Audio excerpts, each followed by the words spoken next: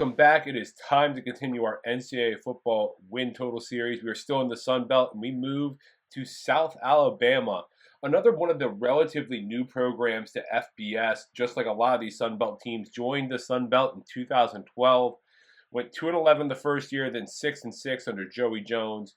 We go 6-7 the next year with a bowl loss, 5-7, and then another 6-7 with a bowl loss. Joey Jones last year, 2017, 4-8.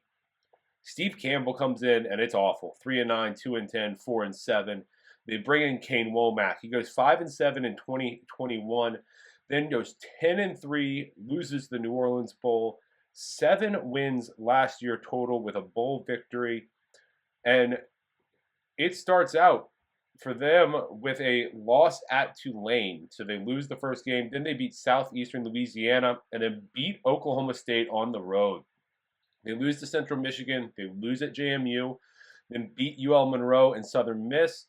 They lose to Louisiana at home and then Troy on the road before they beat Arkansas State and Marshall to become bowl eligible.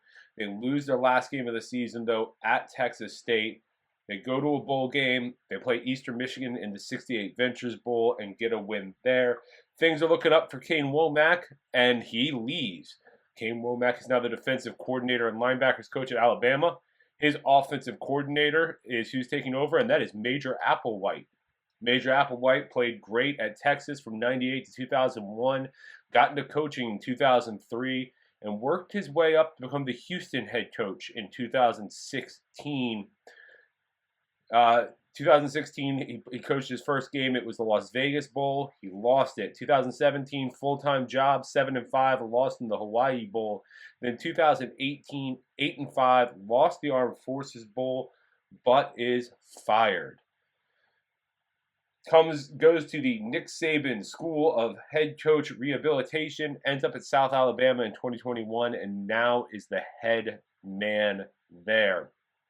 When we look at South Alabama this year, we're going to start with the passing game. Gio Lopez, it looks like he's going to be the starting quarterback. They've lost Carter Bradley. He was a pretty dang good quarterback, so there's a lot of work to do there. He was great against Eastern Michigan in the bowl game. Threw 3 touchdown passes and an 88 rushing for Gio Lopez. He should be pretty good. Their top wide receiver, though, Colin Lacey's gone. The next 3 top pass catchers are back, though. Jamal Pritchett's going to leave the team. Plus, they have tight end DJ Thomas Jones. The ground game lost LaDamian Webb, but they bring in Kentrell Bullock, who ended up handling the load. They also have Braylon McReynolds, who's just insanely fast. Offensive line, they bring in a Purdue transfer at center. They're a pretty large offensive line. If they're a little bit better at pass protection, this should be a pretty good offense. The defense struggled with pass rush last year. The run defense was amazing, but the pass rush was awful.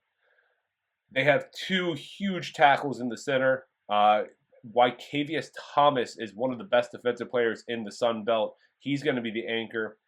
They also bring in Akil Washington from Liberty. They have a JUCO transfer in Jalen Durgan, who's going to get a shot right out of the way. Safety, Jaden Voisin chose to come back. He was an all-Sun Belt player. He chose to come back. They get corners that are pretty good. They bring in the former Oklahoma State safety, Ladarius Webb. The defense shouldn't be bad either. Problem is turnovers. They gave up too many of them last year. When they turned it over more than once last year, they were 0-4. When they didn't, they were 7-2. It's really going to be all about turnovers this year for them. When we look at the schedule, August 31st at home against North Texas, that should be a win. September 7th at Ohio is a toss-up. It depends on what's going on at Ohio. If you go back and look at our MAC win totals at Ohio, there's a lot of uncertainty there. They play Northwestern State September 14th. That should be a win. And then at App State, probably a loss. And then at LSU, another loss to close out September. At Arkansas State, kind of a toss-up there on October 5th. And then they have the bye. While they have the bye, it's a short week right after. They face Troy on the 15th. Probably a loss. But then they get 11 days to figure out ULM. They'll win that. They play Georgia Southern November 2nd before another bye. Then they're at Louisiana, at Southern Miss, and Texas State to close out the season. Win totals kind of everywhere for this team. You got 7.5 somewhere. You have some 6.5s, and then you've got some flats, flat sevens.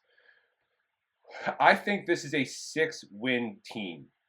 It might get 7. It might get 5.